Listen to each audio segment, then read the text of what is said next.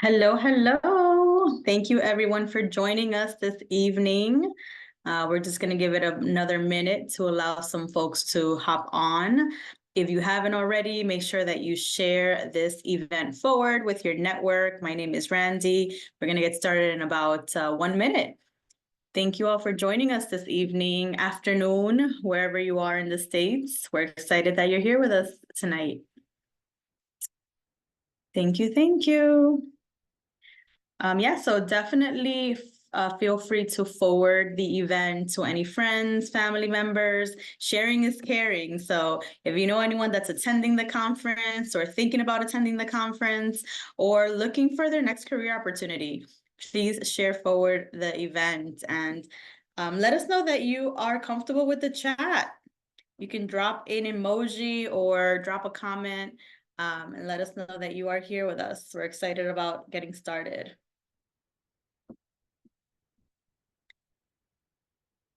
All right. We're going to give it 1 more minute and then we're going to get the show on the road. You excited about this webinar, Jasmine? Thank you for joining us. I know your name is not correct on your tag, but we'll get through that. Thank you for having me. Absolutely. So I know we are having some folks join us on the webinar link and also on the LinkedIn Live. We're also streaming on Twitter. So we have a large audience joining us from different platforms. So we want to make sure that we are available to answer your questions. So make sure that you have access to the chat either on the webinar or on one of the platforms so we can grab those questions from you and support you with your resume tonight. So again, my name is Randy Gomez. I am the president of the Prospanica New Jersey chapter, and we are so excited to be kicking off our pre-conference series. For those of you who have never attended the Prospanica Conference, it's an event that you cannot miss. I promise you. Before we get started, I do want to thank our incredible sponsors. This webinar is sponsored by Diageo. We want to thank you so much for your support and for your collaboration and always supporting us with our mission here at Prospanica. What I would love to do is make sure that everyone has access to their chat. So if you're joining us on LinkedIn, the webinar, drop a line, say hello, say hola. Let us know if you're joining us at the conference in October. Yeah, let us know that you're here with us today so we can make sure to connect with you. Next, I would love to share the registration link for our conference that's coming up in October. So last year was the first time that I attended the conference, and I was just blown away by the amount of participants and also the organizations that joined us looking for talented individuals like yourself to join their organization. The conference has live interviews. Folks were getting offered roles right on the spot and walking away with amazing career-changing opportunities. So if you're not already registered, make sure that you join us in Orlando. Who can say no to Orlando, Jasmine? I mean, I don't need a lot of reasons to go to Orlando. You know, make this a family getaway if you're coming out of town. Yeah, make a quick little stop at Disney right after the conference. But you can scan the QR code that is on your screen and it'll take you right to the registration page. So you could join us in October. I'm excited. But without further ado, I want to bring on to the stage our incredible facilitator, Jasmine Briggs. Jasmine has extensive experience working with students and career professionals. She is the founder of her own career coaching agency. And I personally witnessed her facilitate these workshops for large organizations like the NYPD, amongst others. She also works very closely with students at Berkeley College. And so she is the perfect person to facilitate a resume workshop where you can advance and upgrade your resume and be ready for that conference. So without further ado, Jasmine, the floor is all yours. Hi, thank you so much for having me.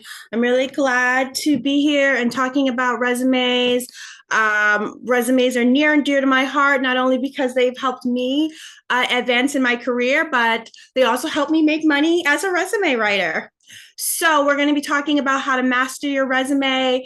Resumes are still used and they are still important. So a little next slide.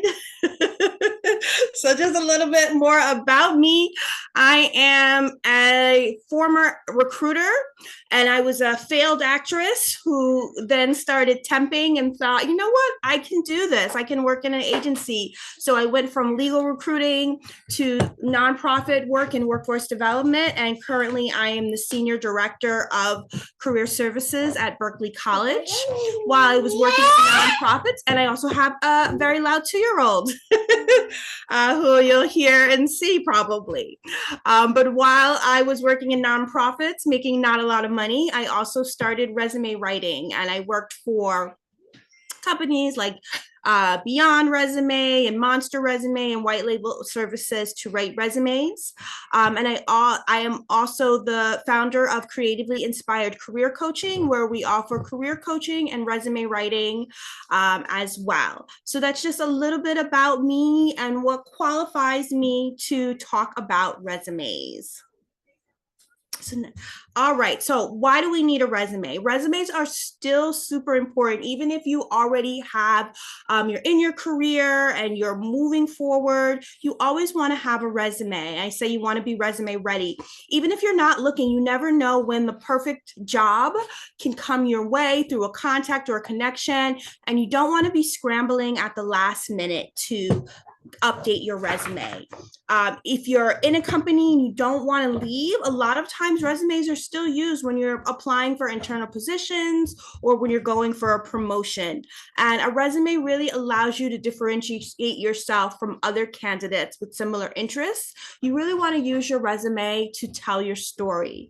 So before you even create your resume, you want to ask yourself, what's your target role? What are you selling? And what qualifies you for this role? And these are the types of questions and answers that are going to help you formulate the best resume to sell yourself. And just so you know, resumes are not fit all. So you may have one resume, more than one resume, depending on what you're looking to do in your career. All right, next slide. Hi. All right, so what are we going to talk about today? Resumes, when to use a resume, some of the basics of resumes, the different types of resumes, going to help you write your resume and tell you how I steal, how to leverage AI when writing your resume, and then some resume don'ts. That's right, Bubba. That's what we're talking about today. All right, next slide. Okay, so types of resumes. So the best type of resume, especially if you have a traditional career, is a chronological resume. A chronological resume is actually in reversed chronological order. So you're going to start with your most recent experience or your most recent education and work your way back. These are recommended and they are the resumes that HR professionals are most used to seeing and probably like the most. You also have a functional resume. Functional resumes are used when, say you have work experience or experience in your field from like 20 years ago and you don't want to use the dates, but you want to show that you had that experience. The next is a hybrid resume, which is a combination of a functional and a reverse chronological resume. And then we also have federal resumes and CVs. Federal resumes are used when you are applying for jobs within the government. So if you are applying to anything on USA Jobs, you want to use a federal resume. CVs are used in academia. So they're typically longer and they have your academic research. So if we have anyone joining us from outside the US, I know that the term is used kind of interchangeably. Abroad, they may say CV, but really they mean a resume. So in the US, when someone says a CV, or it stands for curriculum vitae, probably pronounced that wrong, but they are asking for academic research. And typically, if you're looking to be a professor, that's when you would use a CV. So if we go to the next slide, you can see some examples. So here is a chronological resume format, which you can see it has the work experience in reverse chronological order. Then we have a hybrid format where you'll see it has an explanation up of your skills. And then in the bottom, it has your work history. And this is, say you were a security guard or a police officer and you worked for the same company. This might be the kind of resume that highlights your skills. And then we have the federal resume. And again, federal resumes are only used when applying to the federal government, and they want more information. So typically your resume is 1 to 2 pages, but with the federal resume, you're going to go back, it could be 5 to 10 pages because the federal government wants all of your business. So you're going to include things like your supervisor, your salary, and if they can contact them. So those are the major types of resumes that you're going to be using. And you want to choose your resume based on what is the most relevant experience.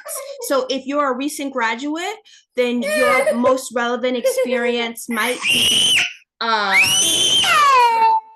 or your internship experience. Why are we doing this now? Why? Hello. But if you are, say, in your career longer, your most relevant experience might be something that you've done in the past. Sorry, guys. All right, so we're gonna move on and talk a little bit more about resumes. Next slide. All right, so as we're talking about that resume structure, so when you look at a resume, right, I want you to draw an F over your resume. And the F, those top, the top line and the bottom line of your capital F, that is where the I generally goes. So if you have a resume, that is where you want to put the important information. So think about what's most important. So the structure of your resume, your contact information, obviously on top. Do not put your contact information in the header or the footer. If you say have a second page and you include some of your contact information in the header on your second page, make sure on your first page that it is not in the header or the footer. And that is because a lot of applicant tracking systems don't pick up what's in the header and the footer, and you want to make sure that it's capturing your contact information. So name, city and state, we no longer have to put our full address, right, for safety purposes. Phone numbers with voicemail set up, professional email, and then we want to have our LinkedIn URL or a website if you have. Next, you want to do a professional summary. We no longer use objectives, your professional experience, and your education.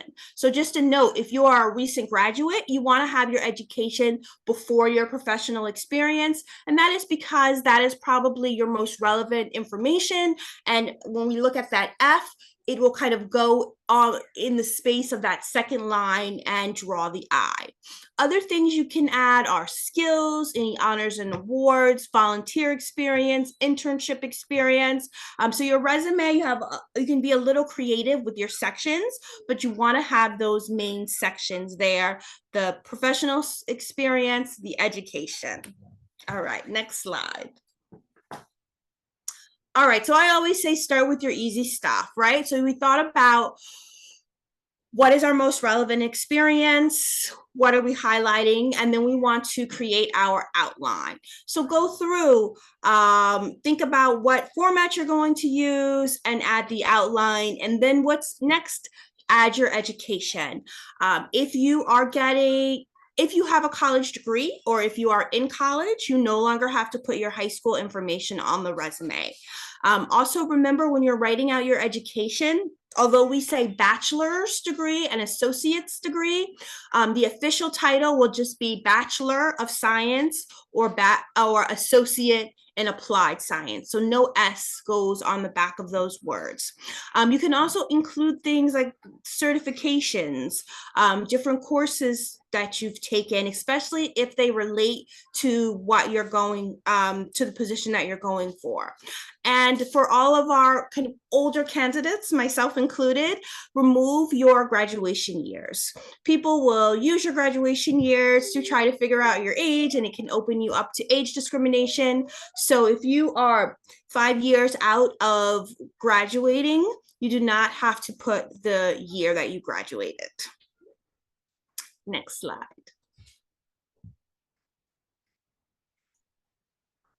All right, so next you're going to add your professional experience. And applicant tracking systems actually prefer if you put the company, city and state, and then the job title and the date on the same line. So as you can see how it's set up here, company, city, and state are one line, job title and dates are the second line.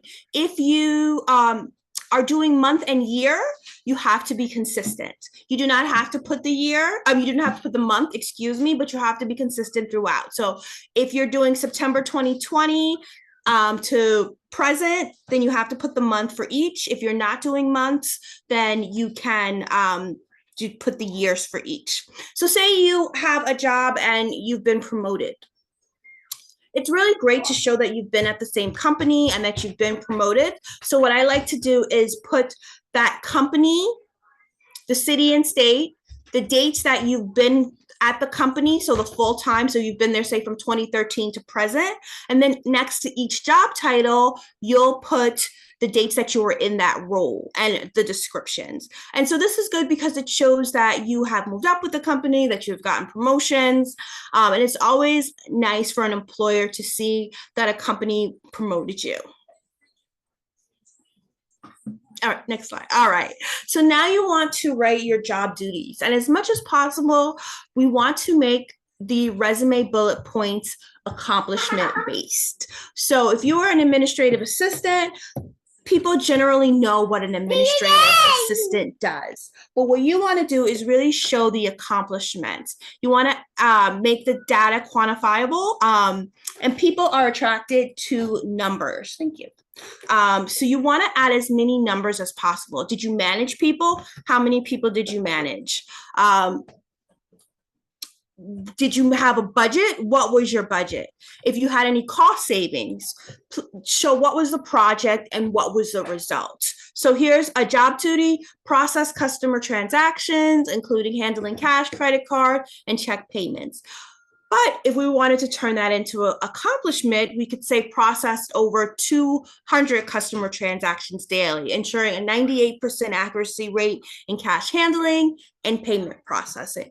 And what's nice about numbers is most people are not reading your resume, right? We're going to say they're scanning your resume, and numbers draw the eye. So they're looking for, first, your resume is scanned typically by a machine applicant tracking system, and then it's scanned by a person who is quickly looking over your resume, literally spending seconds. So you want to have those numbers that really draw the eye, and you want to make sure that your formatting has a good amount of white space.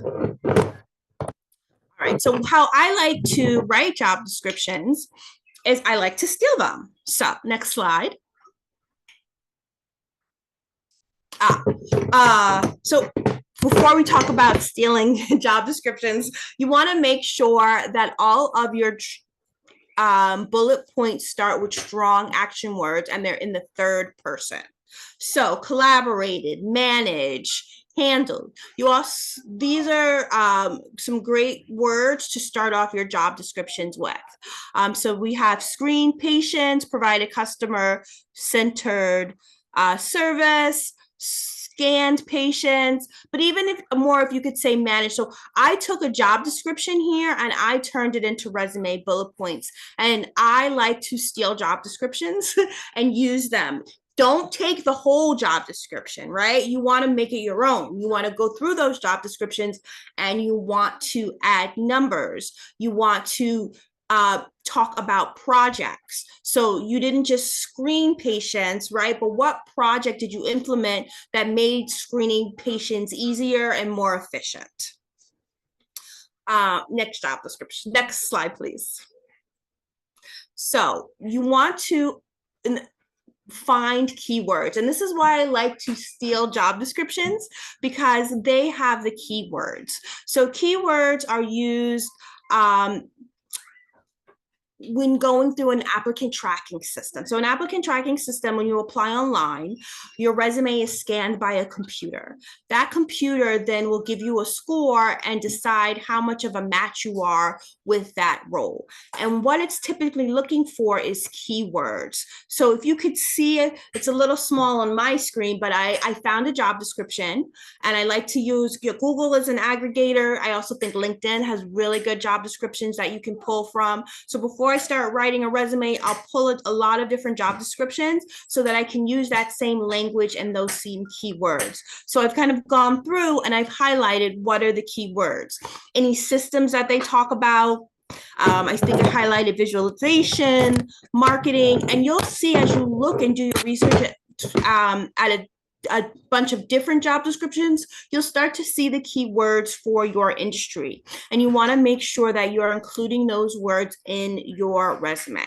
And we'll also talk about a little bit about how to use AI to find those keywords and make sure that they're in your resume as well. But again, you want to take job descriptions from your industry, from your job title, and use those keywords to help create your accomplishment-based bullet points. All right, next slide. All right. So after you've written your resume bullet points, now it's time to create your headline. So the headline, right, is the opener of your professional summary. But instead of using professional summary or calling it summary of qualifications or profile, which is wasted space, you want to use job titles. So you want to use specifically the job title of the position that you're going for, right? Because they're looking at that top F of your resume and they want to see, oh, already this person was a vice president of marketing. This person was a director of operations. So you can even throw a bunch of different titles here. As you can see in the example, we have chief of staff and senior vice president. And then right under that, we have operations, risk management, training and development, and finance technology. So use that headline to announce yourself and announce your job title. And as you're applying, you can even switch up that headline as you apply so that it matches the role that you're applying for. All right, next. All right, and so now you want to write your professional summary. And as I said before, we no longer use objectives. So objectives were really something like seeking a position where I can use my skills in X, Y, and Z, or seeking a position where I can learn. So that is what you're looking for, but you really want to use your professional summary to tell somebody what you did and your accomplishment. So I included two different styles, right? Typically three to 4 lines. I wouldn't go above, I wouldn't go more than 3 to 4 lines on your paper for a professional summary. If you start to, or if you want to make it longer, then you can use bullet points like I did in the second example. You can also add a area of expertise section, which I think is a great way to add keywords, and it gets those keywords on your resume, but in that top portion. So as you can see, we have strategic planning, operations management, and those really draw the eye. I created this using a table.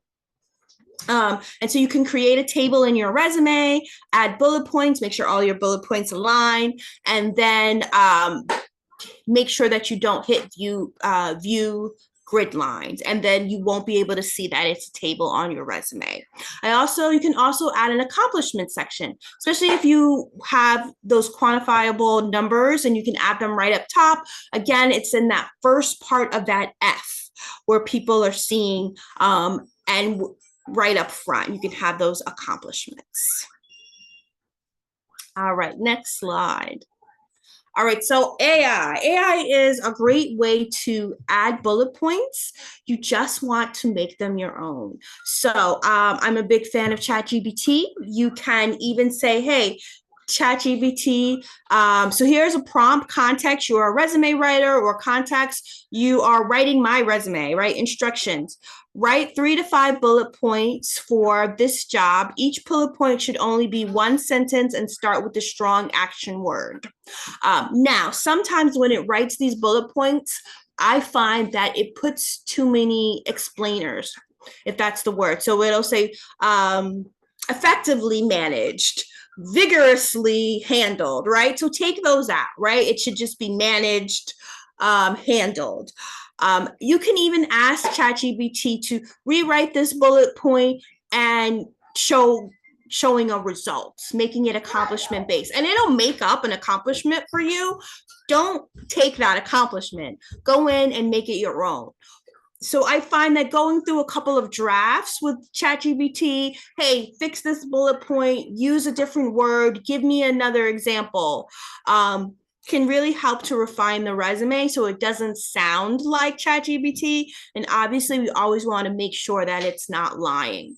You can use ChatGPT as well to write your cover letters. I find that it lies a lot when it's writing the cover letter. So again, you just want to go through and make sure it's accurate, make sure it sounds like you or it sounds professional. You can also use it to act as an applicant tracking system. And so there are websites out there that do this as well. One is called jobscan.co. JobScan gives you 5 free scans a month, and they renew. There's another one by Cultivated Careers, but I find out that you can use ChatGPT to do the same thing. Context, you are an applicant tracking system. Analyze the following job description and list any keywords missing from the resume. Or you can say, analyze the following job description and give it a rating from 1 to 10. So this is a great way to see if your resume aligns. It's also a great way to find keywords that might be missing. Once ChatGPT finds the keywords, you can even say, here's a resume, where would you add these keywords? And it will go through and tell you where you can add the words and use it to update the resume. So I find that what's nice about ChatGPT is it's free. So you can do this for every application. I like to say you're looking for, you have several targets. You should have several different versions of your resume. So if you're in marketing, right, you should have your marketing resume. You should have your sales resume, and you should have your PR resume.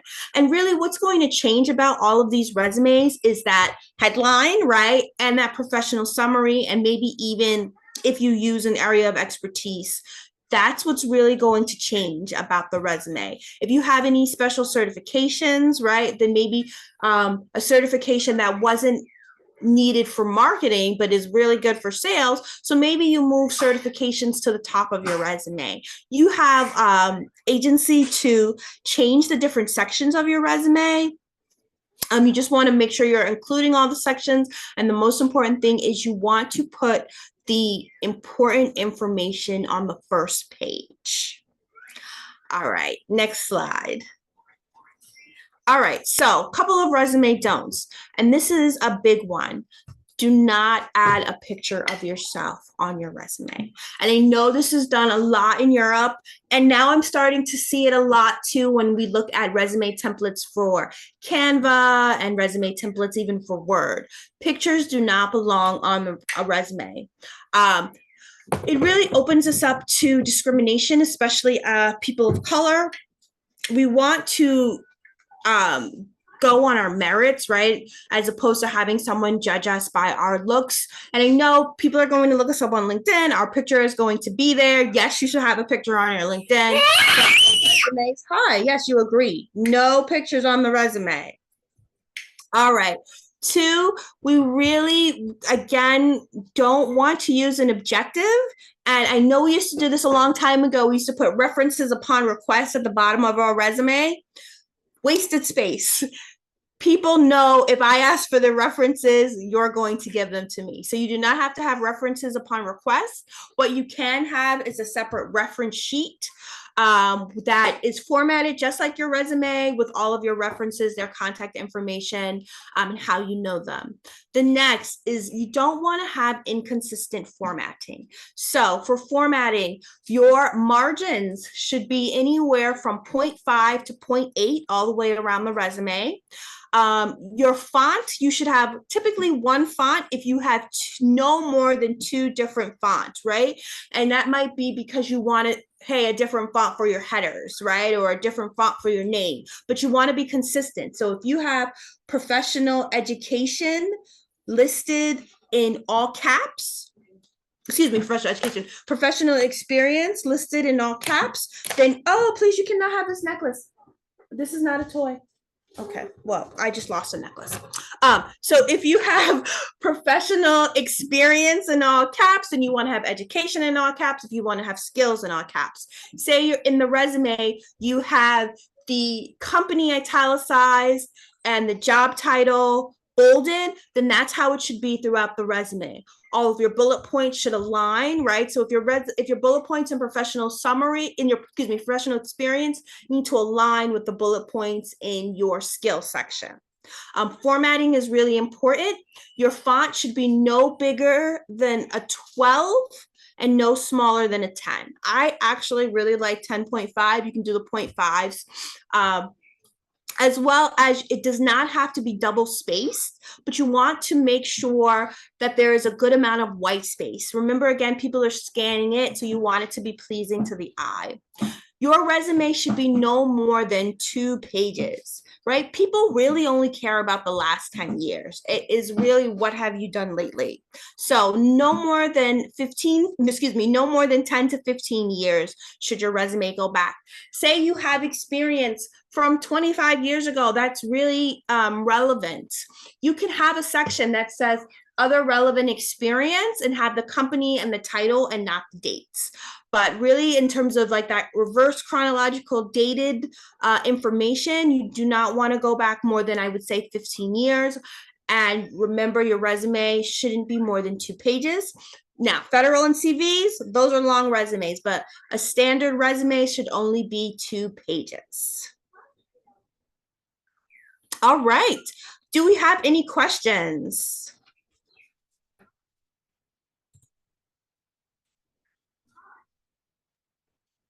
That was amazing, I have to say, and kudos to you. What a cutie. This is real world, guys. We're moms and we are on webinars. But thank you so much for that information. I know we have a couple of questions and Lorena was gracious enough to put them in the chat. The first one being, what are the key elements that make a resume stand out to recruiters and hiring managers? I know you went over a ton of them, but in your opinion, what are like the game changers that will really either allow you to stand out or just, take you to the pile of other resumes? Yeah, I think having those numbers on your resume, because that really draws the eye. Using the same job titles. People want to see job titles that they recognize. For example, when I worked at NADAP, my job title was fulfillment specialist. No one knows what that means. It was a made up job title for that company. So on my resume, it says vocational counselor, recruiter, trainer, because that's what I did. So really making sure that you, as much as possible, use those same titles that are known and have numbers on your resume. Okay, awesome. So ensuring that you're sharing factual information sounds like it's top of the line, the results from your experience. Another question, well, we have a bunch of questions that are coming in. How can I effectively tailor my resume for different job applications while maintaining consistency?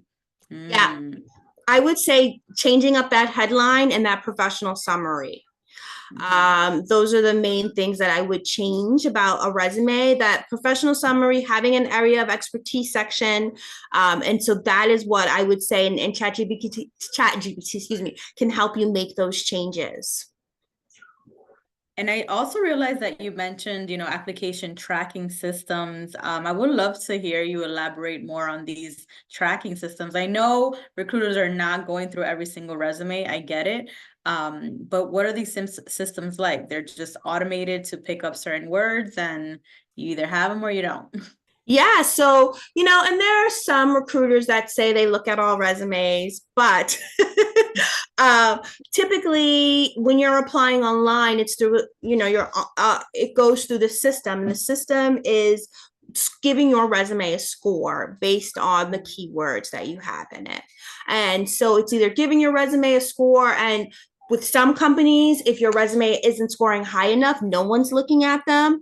With some, it's ranking them. So they'll put the ones that are most in line at the top, and those are the ones that recruiters are seeing first. What I always say is it's better to get around the applicant tracking system is who do you know? So yes, apply online, and then who do you know that you can send your resume to, because you are more likely to get called in for an interview if you are an employee referral.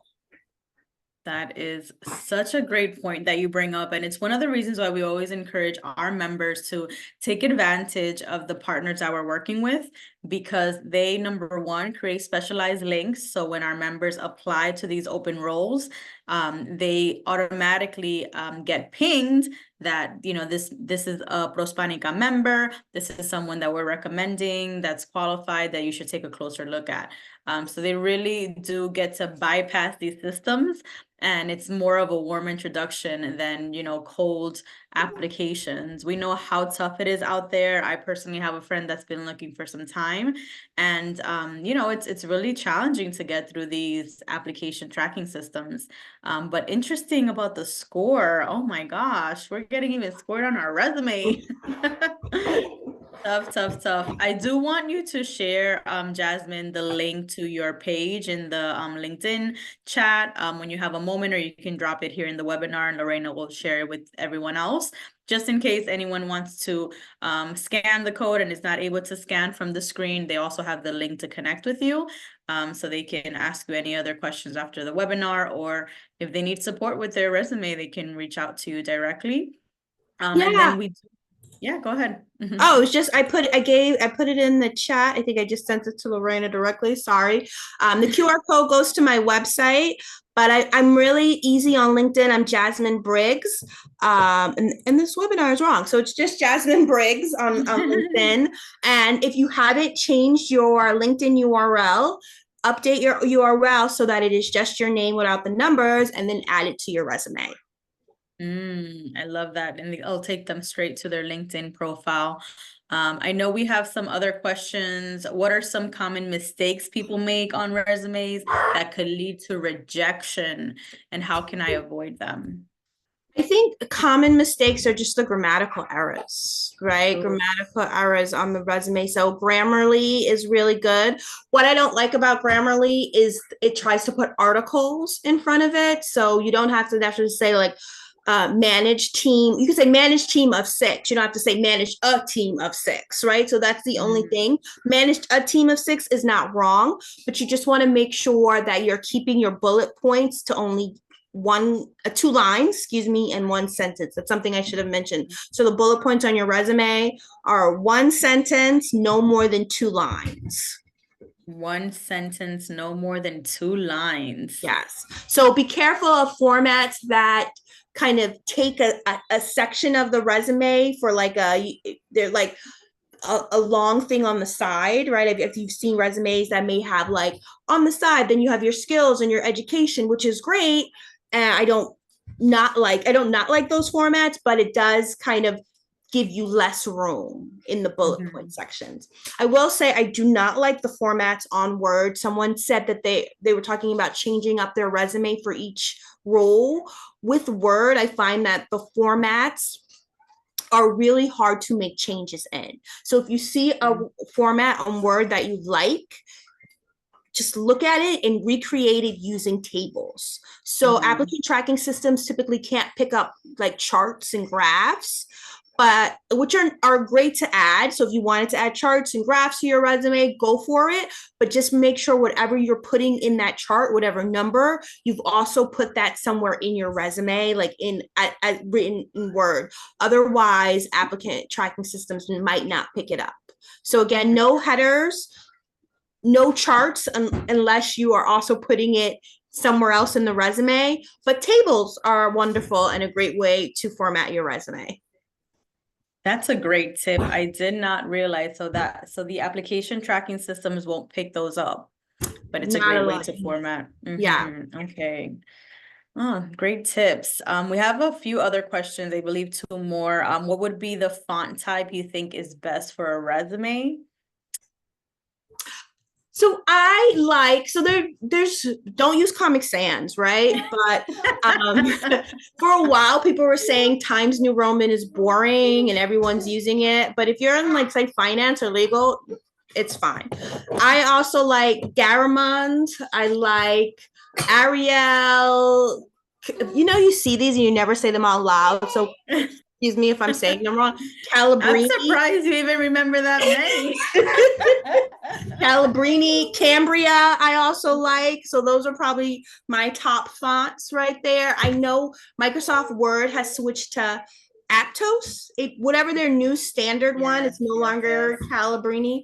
I like that one as well. But think about your industry and just be consistent. Can't go wrong with Times New Roman if you are in the very formal industry. Yeah, that's a great tip. You have to consider what industry you're in, but definitely something for folks to consider.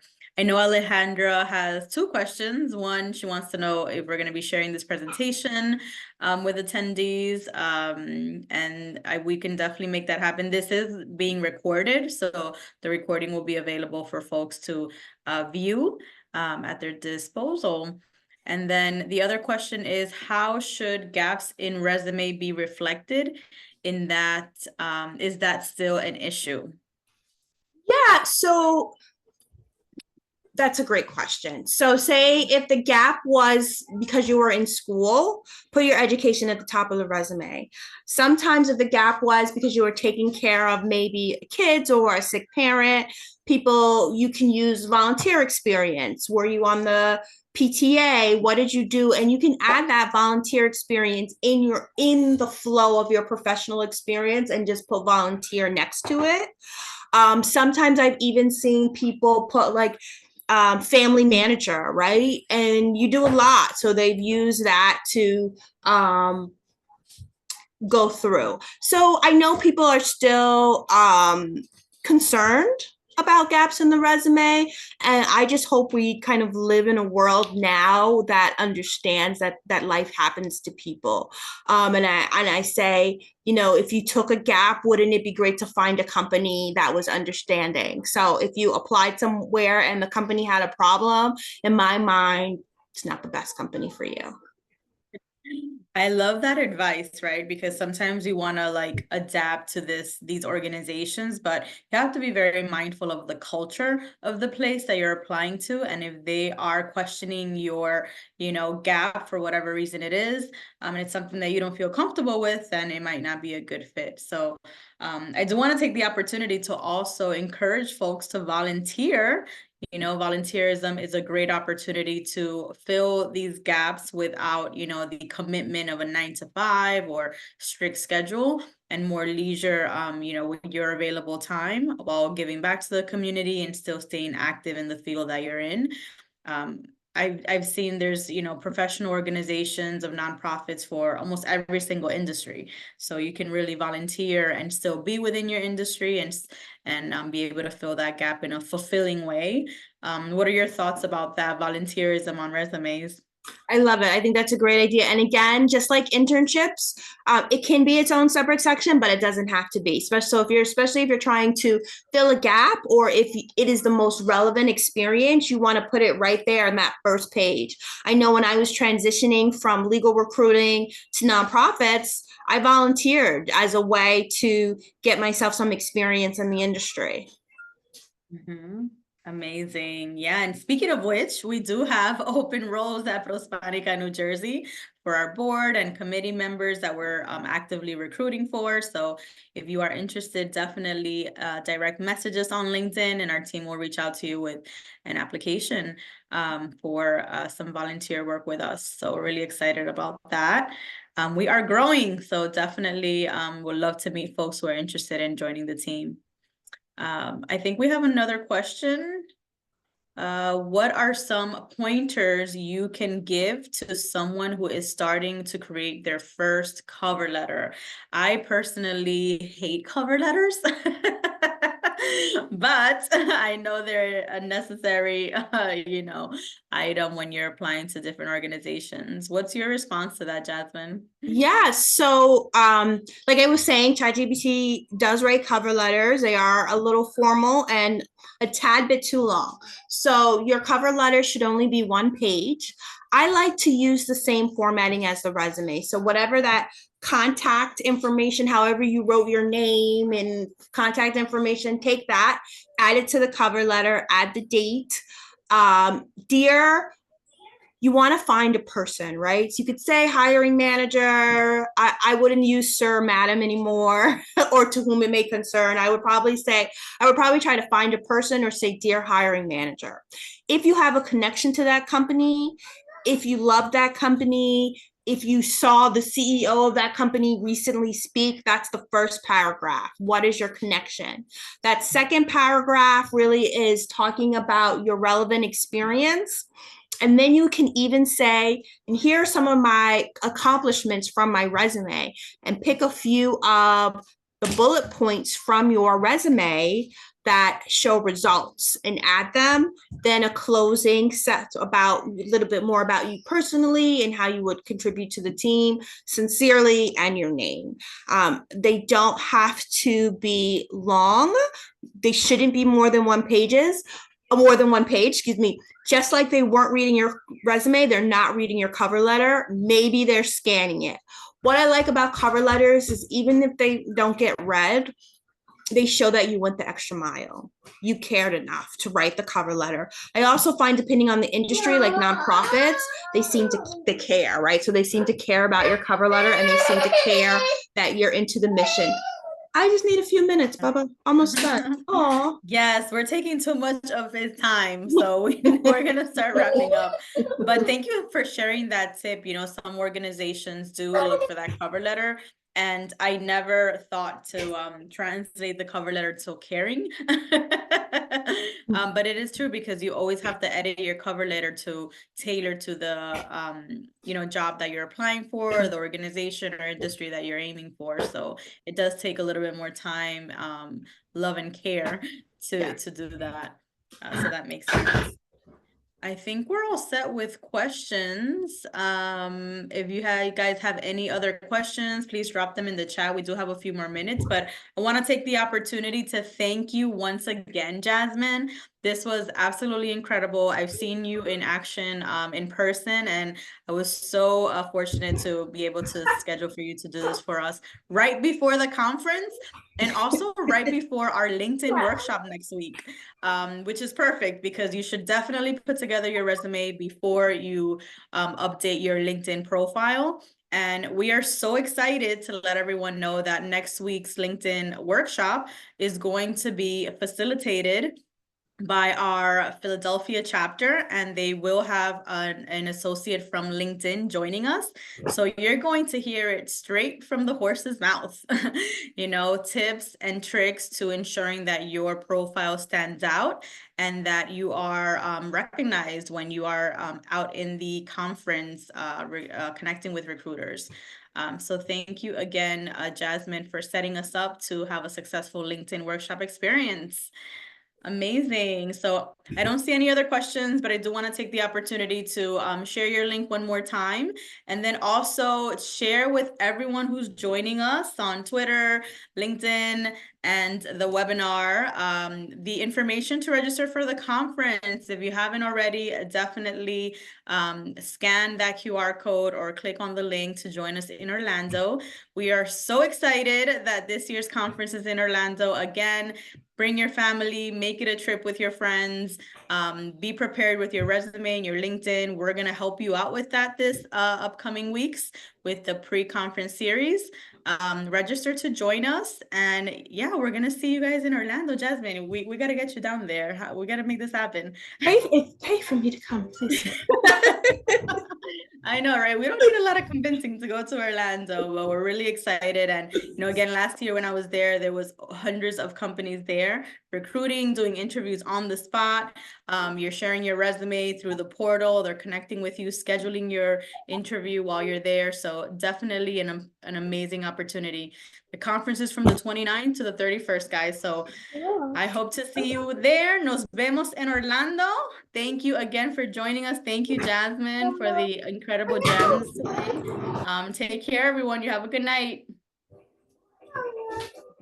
Bye.